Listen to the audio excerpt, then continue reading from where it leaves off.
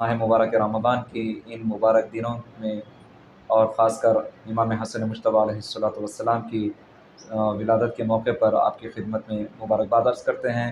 तो नाज़रीन, आज हम हाज़िर हुए हैं एक प्रोग्राम लेकर कि जिसमें जो भी हमारे रोज़े के हवाले से डाउट्स हैं उनको क्लियर करने के हवाले से, ख़ासकर बहुत सारे अफ़राद के ज़हन में ये सवाल मंडलाता रहता है कि हम रोज़े का कफ़ारा दें, फ़िदिया क्या चीज़ होता है, कफ़ारा क्या चीज़ होता है, ये तमाम चीज़ों में हम उलझे रहते हैं। लिहाजा इन तमाम चीज़ों को, रोज़े को अगर हम छोड़ देते हैं तो कब हमारे लिए जो है कफ़ारा देना पड़ता है, किस हालत में फ़िदिया देना पड़ता है और किस सूरत में सिर्फ़ और सिर्फ़ उसकी क़ज़ा करना पड़ता है, ये तमाम हवाले से आपकी खिदमत में ये प्रोग्राम लेकर आए हैं। और हमारे आज के इस प्रोग्राम के ख़ुसूसी मेहमान हैं हुज्जतुल इस्लाम मौलाना क़मर हसन नक़वी साहब, इमाम जुमा मस्जिद अस्करी बेंगलोर। और मैं दरख्वास्त करता हूँ मौलाना से कि आपकी खिदमत में सबसे पहले रोज़े के हवाले से क़ज़ा, कफ़ारा और फ़िदिया इन तमाम के हवाले से आपकी खिदमत में गुफ्तगू करें। बिस्मिल्लाह मौलाना। औज़ु बिल्लाहि मिनश्शैतानिर्रजीम। बिस्मिल्लाहिर्रहमानिर्रहीम। अल्हम्दुलिल्लाहि वस्सलातु अला अहलिहा वल्लअनतु अला मुस्तहक़िहा अम्मा बाद। नाज़रीन किराम, माह मुबारक रमज़ान के ये पुरबरकत अय्याम जो इस वक्त गुज़र रहे हैं, इन सब में परवरदिगार की बारगाह में दुआ गो हैं कि तमाम सआदतें अल्लाह आपके नसीब में फ़रमाए और तमाम मोमिनीन को ज़्यादा से ज़्यादा रोज़ा रख कर खुदावंद आलम की क़ुरबत और इबादत अंजाम देने की तौफ़ीक़ इनायत फ़रमाए। मोमिनीन किराम, रोज़ा एक ऐसी अहम इबादत का नाम है कि जिस इबादत को अल्लाह ने ख़ुद ख़ास अपनी ज़ात के लिए बंदों के हवाले से रखा है कि देखो, ये रोज़े का अमल ऐसा अमल है कि जो दूसरे आमाल से हट कर के है कि दूसरे अमल जो भी करते हो वो सब तुम अपने लिए करते हो, लेकिन रोज़े का अमल ऐसा है कि जिसको मैं अपने लिए मखसूस करके रखता हूँ और ये अमल गोया मेरे लिए होता है। इसकी ख़ुसूसी तौर से जज़ा भी मैं तुम्हें देता हूँ। रोज़े में और दूसरी तमाम इबादतों में एक नुमाया फ़र्क ये भी है कि रोज़े में अल्लाह ऐसी पाबंदियाँ या ऐसे लवाज़िमात हमारे ऊपर वाजिब करार देता है कि जिनको अंजाम देने से या जिनकी पाबंदी करने से हम बहुत सारे अपनी दुनियावी आलूदगियों से दूर हो जाते हैं और ज़हनी, फ़िक्री, ज़बानी और आज़ाई हर तरह की ग़िलाज़त या निजासत या किसी भी तरह के नक़्स से हम पाक हो जाते हैं। जब हम हर तरह से पाक होते हैं तो उतना ही खुदा के हम करीब हो जाते हैं। फिर जितना खुदा के करीब होते हैं तो खुदा उतनी नेमतें नाज़िल करता है, उतना हमें खुदा जो है अपनी रहमतों से नवाजता है। मसलन रोज़े में अल्लाह ने खाने पीने को किसी भी तरह के हराम करार दिया है। उसी तरह आँखों का रोज़ा भी है कि देखिए, आप अपनी आँखों से रोज़े की हालत में वो चीज़ें ना देखिए कि जो खुदा और शरीयत की नज़र में हराम है। कानों से वो बातें ना सुनिए जो खुदा और शरीयत की नज़र में हराम हैं। आप ज़बान से वो बातें ना कीजिए जो खुदा और शरीयत की नज़र में नाजायज़ हैं या नापसंद हैं या हराम हैं। तो अब जब इस तरह बंदा खुदा के हुक्म पर अमल करते हुए अपनी आँखों को, अपने कानों को, अपनी ज़बान को, अपने जहन को, अपने दिल को, अपने शऊर और नफ्स और रूह को तमाम तरह की आलूदगियों से पाक रखता है और गुनाहों में दाखिल होने से बचाता है, तो फिर वो बंदा खुदा के ज़्यादा करीब हो जाता है और खुदा फिर अपनी रहमतों से और नेमतों से नवाजता रहता है। खुदा इस माह मुबारक रमज़ान के महीने में जो है वो अपनी रहमतों के दरवाज़े खोल देता है और फरमाता है कि पहली तारीख़ से मैं रोज़ा जब आप बंदा रखना शुरू करता है तो पहली तारीख़ से इस महीने की मैं दरवाज़े रहमत के खोल देता हूँ, आखिरी तारीख़ तक वो मेरे दरवाज़े खुले रहते हैं। लेकिन बाज़ दफ़ा ऐसा होता है कि हम बंदे जो हैं खुदा की इन नेमतों को अपने दामन में भर नहीं पाते, उसकी नेमतों को हम हासिल नहीं कर पाते, रोज़े की अहमियत को नहीं समझते, रोज़े की वक़्त और उसकी अज़मत जो उसको दर्क नहीं करते। इसलिए उसको अहमियत न देते हुए हम बाज़ मरतबा रोज़ों को यूँ ही बिला किसी सबब के, बिला किसी वजह के क़ज़ा करते रहते हैं। कभी भूख के हवाले से, कभी प्यास के हवाले से, कभी किसी ज़हमत के हवाले से।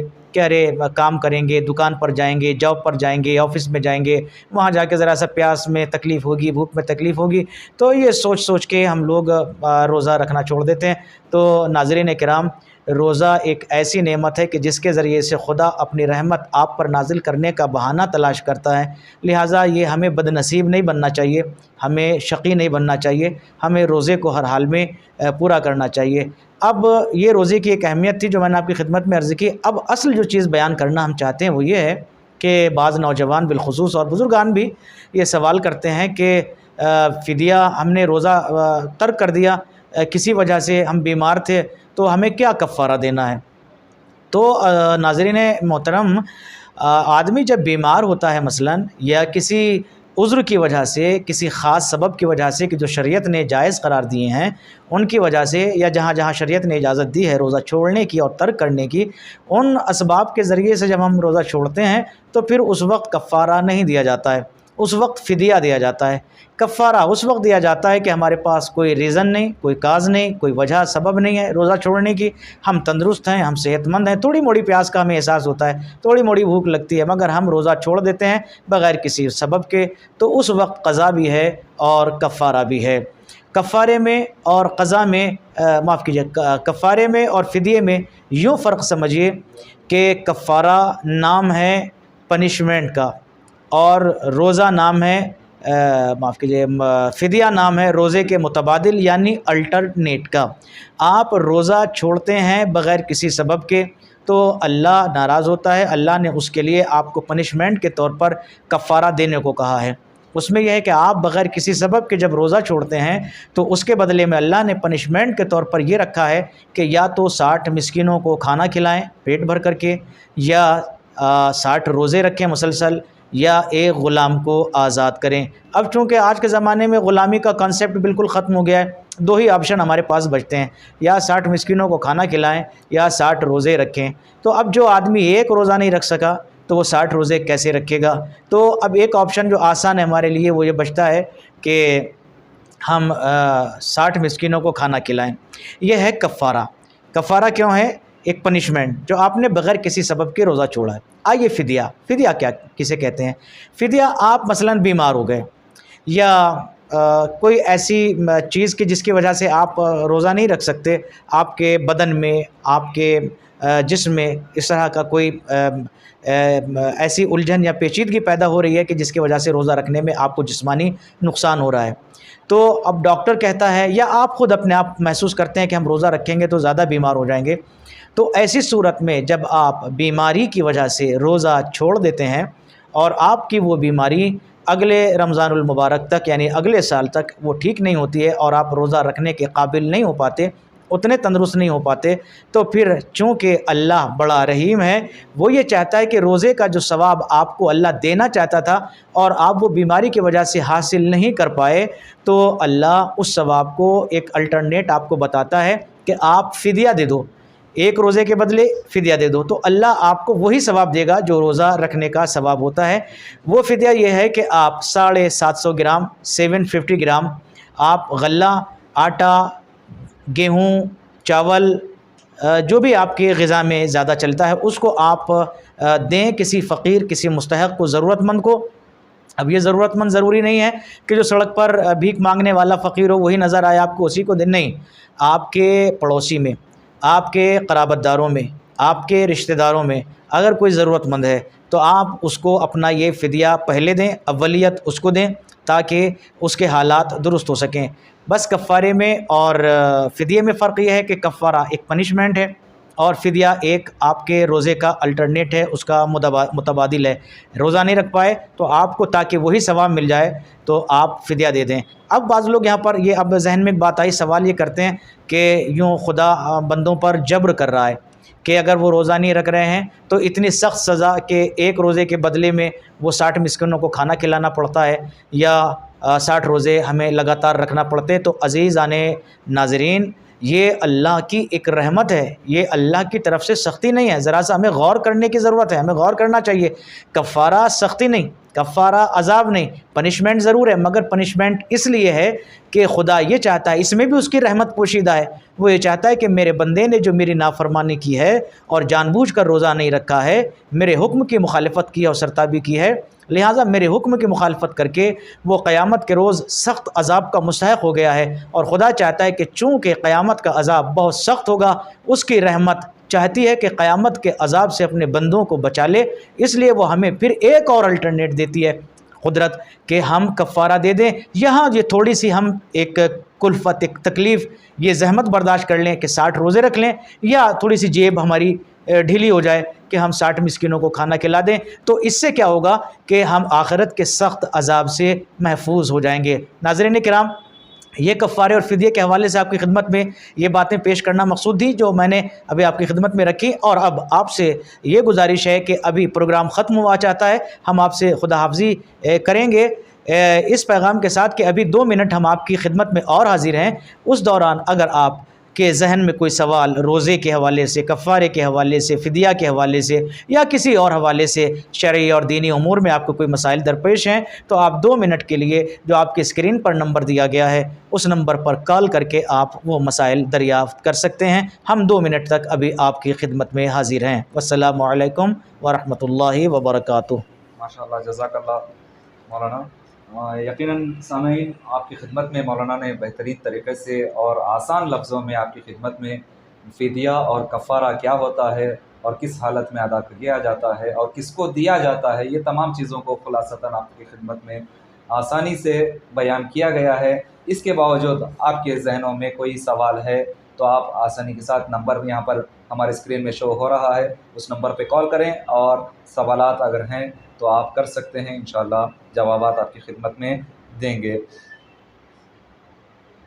मौलाना, जब तक के कोई कॉल नहीं आता तो मैं 1-2 सवाल जी, पेश बिस्मिल्लाह। करना चाह रहा हूँ कि सबसे पहला सवाल ये है कि आप नौजवान हैं, बहुत सारे अफराद हैं, नौजवानों के लिए और दीगर अफराद जो इधर-उधर जाना पड़ता है, उन लोगों के लिए दरपेश हो सकता है ये काम, ये फ़ेल कि किस हालत में जो है कफ़ारा जम वाजिब हो जाता है।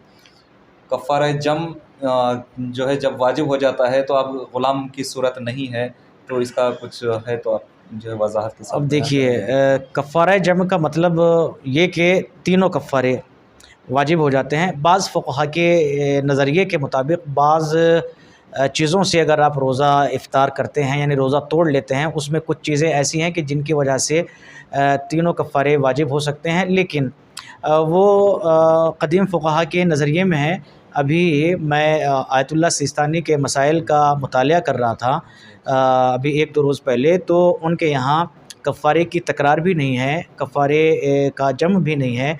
उन्होंने आपको आसानी में रखा है कि अगर आप मान लीजिए जैसे जिमा करना, यानी अगर आप रोज़े में कोई मर्द अपनी ज़ौजा के साथ रिलेशन कायम कर लेता है तो उससे एक कफ़ारा वाजिब होता था, और ये कि अगर 2 बार जिमा कर लेता है तो 2 बार कफ़ारा वाजिब होता था, 3 बार जिमा कर लेता है तो 3 कफ़ारे वाजिब हो जाते थे। लेकिन आग़ा सिस्तानी ने इस चीज़ में अब उनका अपना जो नज़रिया है राहत दी है कि नहीं, आप अगर तकरार भी करते हैं उस मुफ्तिर की, यानी मुफ्तिर का मतलब जिस चीज़ से रोज़ा तोड़ा है, तो फिर वो कफ़ारा आपके ऊपर एक ही वाजिब होगा। एक दूसरा सवाल ये था कि बहुत सारे अफराद जो है राशन तक़सीम करते हैं माह मुबारक रमज़ान में, ख़ासकर बाज़ अफराद इब्तिदा में दे देते हैं, बाज़ अफराद जो है आखिर में देते हैं रमज़ान के। हो सकता है वो जो है फ़िदिये के तौर पर अता कर दें, तो क्या मुमकिन है कि हम माह मुबारक रमज़ान के आगाज़ में ही जो है ऐसा कोई कॉल है शायद, कॉल चलिए कॉल है किसी नहीं, कॉल अगर कॉल आ रहा है तो हम जो है मुखातब जी, हो आप जाएंगे, जवाब बिस्मिल्लाह, देंगे आप सिलसिला इंशाअल्लाह। अपना तसलसल सवाल यह है कि यही राशन जो तक़सीम करते हैं, मुमकिन है वो फ़िदिये के तौर पर जो है पहले दे रहे हैं, या जो है क्या हम ये सवाल खुलासा कर दूँ मैं कि क्या मुमकिन है कि हम माह मुबारक रमज़ान के शुरू में ही फ़िदिया के तौर पर जो है राशन तक़सीम कर दें या कुछ अता कर दें? देखिए, अब इसके लिए ख़ुद मैंने आग़ा सिस्तानी हफ़िज़हुल्लाह का जो ईरान में ऑफ़िस है, वहाँ मैंने इस मसले को ख़ुद बज़ाते ख़ुद दरियाफ़्त किया था कि अगर कोई फ़िदिया देना चाह रहा है, कोई बीमार है, रमज़ान में रोज़ा नहीं रख पाएगा, तो वो आया पहले ही रमज़ान से पूरे रमज़ान का फ़िदिया दे सकता है। तो उन्होंने कहा था कि नहीं, बेहतर यह है कि वो आखिर रमज़ान में फ़िदिया अपने सारे रोज़ों का अदा करे। तो ये फ़िदिया ऐसे अफ़राद के लिए कि जो माह मुबारक रमज़ान में रोज़ा नहीं रख सकते, बाद में तबीयत ख़राब थी, बीमार थे, बाद में जो है सही हो सकते हैं, ठीक हो जी, सकते हाँ, हैं। तो उसके लिए देखिए क़ज़ा तो हर किसी को करना है, वो चाहे कफ़ारे वाला मौरिद हो या फ़िदिये वाला मौरिद हो, क़ज़ा तो हर हाल में उस रोज़े की आपको करना ही करना है।